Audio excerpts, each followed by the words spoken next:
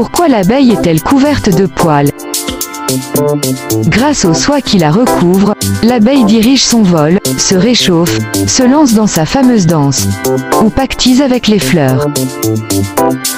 Sa tignasse fauve poudrée d'or dépasse de la corolle d'une mauve.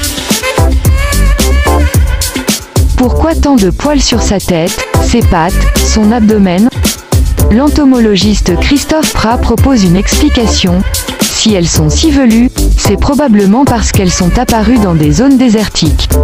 Dans ces milieux, leur pilosité originale les protège et limite les pertes d'eau. Ce ne sont pas de simples poils, ils sont souvent pectinés, c'est-à-dire divisés comme des plumes. Cette particularité les différencie des guêpes. Dans le laboratoire de l'université de Neuchâtel, le chercheur invite à observer des spécimens de plusieurs espèces d'abeilles. Sous la loupe binoculaire, apparaissent des poils de toutes sortes. Certains aplatis, d'autres plus fins, parfois clairement barbelés ou divisés, ils se dressent sur les pattes, le corps, les antennes et même à la surface des ailes.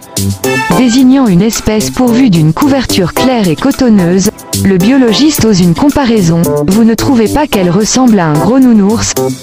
Il ajoute: les insectes de milieux plus froids possèdent une fourrure dense et plus sombre pour capter les rayons du soleil et se protéger du froid. Cette isolation permet aux abeilles de rester actives quand les autres insectes sont cloués au sol, frigorifiés. Abeilles et bourdons sont en effet capables d'élever leur température, grâce à des contractions rythmiques des muscles de leurs ailes. Leur manteau permet de conserver la chaleur ainsi produite. Chez les bourdons, les chercheurs ont pu mesurer un échauffement de 30 degrés Celsius au-dessus de la température ambiante. Une performance qui leur permet d'être les tout premiers à se ruer sur les nectars printaniers. Le corps des abeilles est également parsemé de poils sensitifs. Au gré des courants d'air, certains servent de capteurs de vol.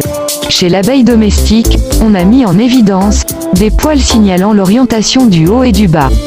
Situés entre la tête et le thorax, ils sont stimulés en fonction de la position de l'insecte.